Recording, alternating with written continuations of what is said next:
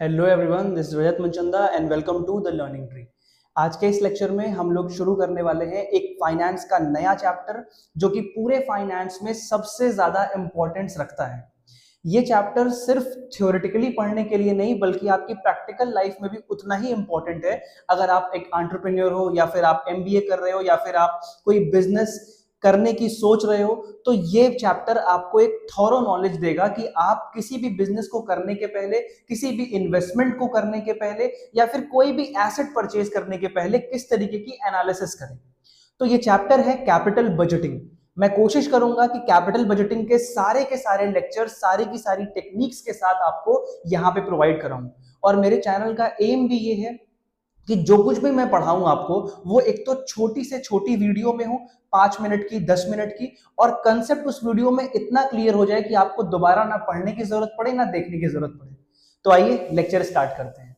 आज का हमारा लेक्चर है कैपिटल बजटिंग के ऊपर। तो कैपिटल बजटिंग समझने के पहले हमें सबसे पहले ये चीज समझनी है कि कैपिटल एक्सपेंडिचर क्या होता है। अब कैपिटल एक्सपेंडिचर क्या है? एक्सपेंडिचर इनकर्ड ऑन, अब देखिए यहां पे दो वर्ड लिखे हैं, एक एक्वायरिंग और दूसरा इंप्रूविंग। देखिए कैपिटल एक्सपेंडिचर एक ऐसा एक्सपेंडिचर है जो हम कैपिटल एसेट को एक्वायर करने के लिए यानी कि खरीदने के लिए, या फिर अगर हमने ऑलरेडी कैपिटल एसेट एक्वायर किया हुआ है उसमें हम कुछ इंप्रूवमेंट करना चाहते हैं तो उस इंप्रूवमेंट को करने के लिए इस्तेमाल करते हैं। यानी कि वो खर्चा या तो जिससे आप एसेट खरीद रहे हो करके, और या तो फिर आप उस एसेट को इंप्रूव कर रहे हो। तो या तो लैंड खरीदना इज अ कैपिटल एक्सपेंडिचर, या फिर खरीदी हुई लैंड के ऊपर बिल्डिंग बना लेना, उसका इंप्रूवमेंट करा देना किसी भी तरीके से ताकि वो और ज्यादा प्रोडक्टिव हो जाए, तो उसको हम लोग बोलते हैं कैपिटल एक्सपेंडिचर।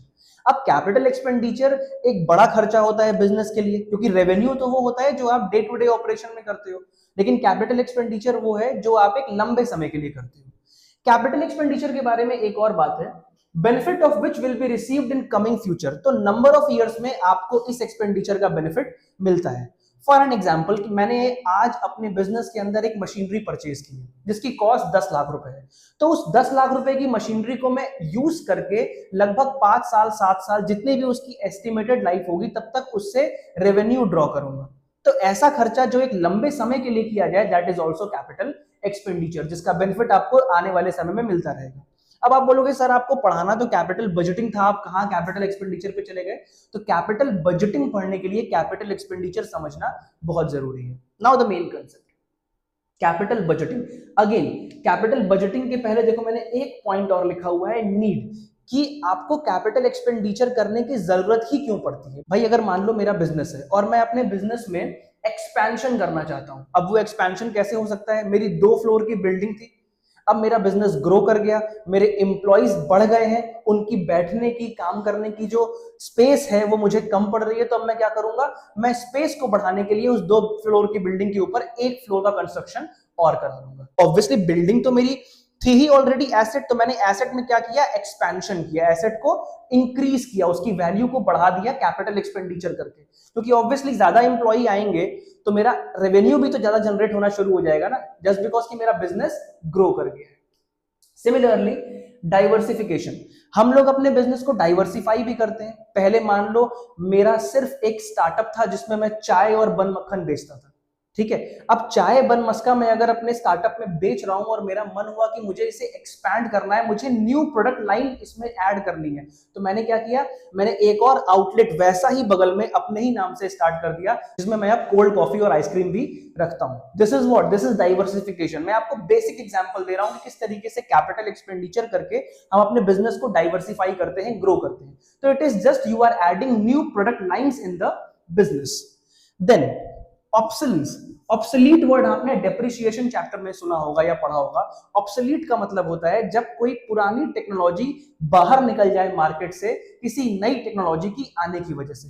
तो ऑब्वियसली अगर मार्केट में अपग्रेडेशन हो रहा है, इनोवेशन हो रहा है, नई टेक्नोलॉजी आ रही है, तो हम उसका फायदा नहीं उठाएंगे तो हम पीछे रह जाएंगे और हमारा कॉम्पिटिटर आगे निकल जाएगा।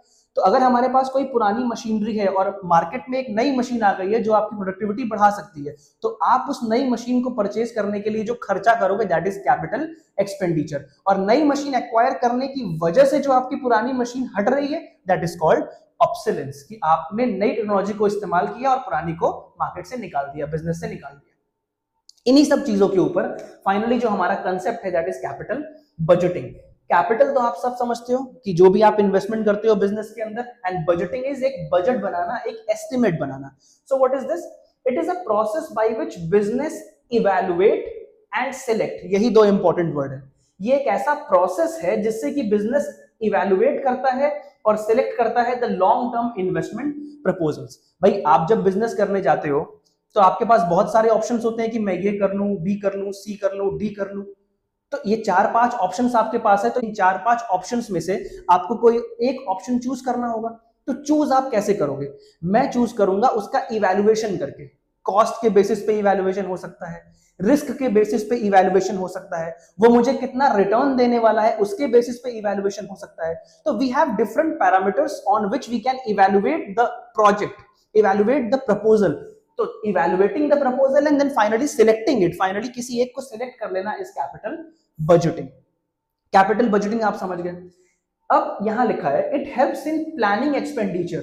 अब आपको ये एक्सपेंडिचर प्लान करने में हेल्प करता है। ऑब्वियसली मैंने अगर प्रोजेक्ट ए सिलेक्ट नहीं किया और प्रोजेक्ट बी सिलेक्ट किया, जिसके पीछे रीजन ये था कि प्रोजेक्ट ए रिटर्न तो सेम दे रहा है लेकिन इन्वेस्टमेंट 4 लाख रुपए की है, प्रोजेक्ट बी रिटर्न तो सेम दे रहा है लेकिन इन्वेस्टमेंट 3.5 लाख रुपए की है। तो ऑब्वियसली जहां पे इन्वेस्टमेंट कम होगी मैं उस प्रोजेक्ट को चूज करूंगा। सो this is what, this is how you plan your capital expenditure, कि मुझे कितना खर्चा करना है। तो वही चीज यहां पे लिखी है और इसीलिए मैंने आपको बताया था कि कैपिटल एक्सपेंडिचर क्या होता है। ये एक डबल एज्ड टेक्निक है। डबल एज्ड का मतलब ये साइमल्टेनियसली दो चीजें फुलफिल करती है। पहला, एक तो आपकी इन्वेस्टमेंट अपॉर्चुनिटी को एनालाइज करना डिफरेंट पैरामीटर्स के बेसिस पे कि कौन सा इन्वेस्टमेंट हमें चूज करना चाहिए या फिर कौन सा नहीं करना चाहिए। और दूसरा, ये कॉस्ट ऑफ कैपिटल का भी ध्यान रखती है कि जो भी आप पैसा लगा रहे हो तो ऑब्वियस सी बात है या तो वो अपने पास से लगाओगे, और अपने पास अगर पूरा पैसा नहीं है तो कहीं से आप उधार लोगे। तो उधार ले रहे हो या शेयर इशू कर रहे हो या जिस भी सोर्स से आप पैसा लेके आ रहे हो उसकी कॉस्ट क्या होने वाली है, इसको भी कैपिटल बजटिंग ध्यान में रखता है। अब समझने वाली बात यह है कि कैपिटल बजटिंग की शुरुआत और अंत किस तरीके से होगा, मतलब हम लोग इसको शुरू कैसे करते हैं कैपिटल बजटिंग करना। तो इसके लिए हमें पढ़ना पड़ेगा कैपिटल बजटिंग का प्रोसेस। सो सबसे पहला है identification of potential investment opportunities. हमारे पास बहुत सारी बिजनेस अपॉर्चुनिटीज होती है ना, लेकिन हम उस बिजनेस अपॉर्चुनिटी को चूज करते हो जो हमारे पॉकेट फ्रेंडली हो, जिसके लिए हम काम कर सके, जो फिजिबल हो। अब वो फिजिबिलिटी पैसे से भी हो सकती है, फिजिबिलिटी टेक्नोलॉजी से भी हो सकती है, फिजिबिलिटी इससे भी हो सकती है कि आपको कितनी उस पर्टिकुलर बिजनेस के बारे में नॉलेज है। तो हम उस बेसिस पे पहले प्रपोजल्स को आइडेंटिफाई करते हैं। Then evaluating and assembling investment proposal. तो आइडेंटिफिकेशन तो हो गया, आइडेंटिफिकेशन के बाद जो मैं बात आपको यहां बता रहा था वो इसके ऊपर एग्जैक्टली एप्लीकेबल होगी कि हम अपने बिजनेस को इवैल्यूएट करेंगे। मैंने आपको पहले बताया इवैल्यूएट किस बेसिस पे करते हैं। हम अपने बिजनेस को इवैल्यूएट करेंगे कि उसमें रिस्क कितना है, हम अपने बिजनेस को इवैल्यूएट करेंगे कि वो रिटर्न ऑन इन्वेस्टमेंट कितना जल्दी दे रहा है, हम अपने बिजनेस को इवैल्यूएट करेंगे कि हमें उस बिजनेस को शुरू करने के लिए क्या कॉस्ट आ रही है, कितना हमें फिक्स कैपिटल रखना है और कितना हमें वर्किंग कैपिटल रखना है। तो ये बहुत सारे पैरामीटर्स होते हैं जिसके बेसिस पे प्रपोजल को इवैल्यूएट करते हैं। सो पहले आपने आइडेंटिफाई कर लिया, फिर आपने इवैल्यूएट कर लिया, देन डिसीजन मेकिंग, और फाइनली आपके पास n नंबर्स ऑफ प्रपोजल्स हैं, 1 2 3 4 5, उसमें से जो आपको सुटेबल होगा उसके लिए आप डिसीजन ले लोगे कि now this is the project which I am going to choose, this is the project जिसके साथ मैं गो अहेड करूंगा। Next is capital budgeting and apportionment. Capital budgeting and apportionment का मेन मतलब यही होता है कि प्रोजेक्ट्स देखिए लॉन्ग टर्म भी होते हैं और शॉर्ट टर्म भी होते हैं। क्योंकि हम कैपिटल बजटिंग चैप्टर पढ़ रहे हैं तो हमें उसके ड्यूरेशन के बेसिस पे उसको बाइफरकेट करना पड़ता है, अलग अलग पता करना पड़ता है कि किस जगह पे हम पैसा इन्वेस्ट कर रहे हैं वो कितने लंबे समय में आपको पैसा जनरेट करके देगा। तो यहाँ पे तो ऑब्वियसली हम लोग सिर्फ और सिर्फ लॉन्ग टर्म प्रोजेक्ट्स की ही, लॉन्ग टर्म इन्वेस्टमेंट प्रपोजल्स की ही बात करते हैं। Then implementation.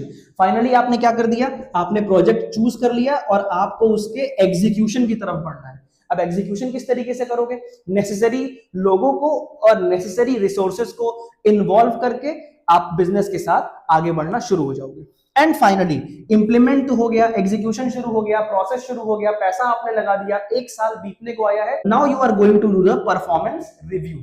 तो आपने आइडेंटिफिकेशन के टाइम पे टारगेट सेट किया था, उस टारगेट को आप अचीव कर पा रहे हो कि नहीं कर पा रहे हो।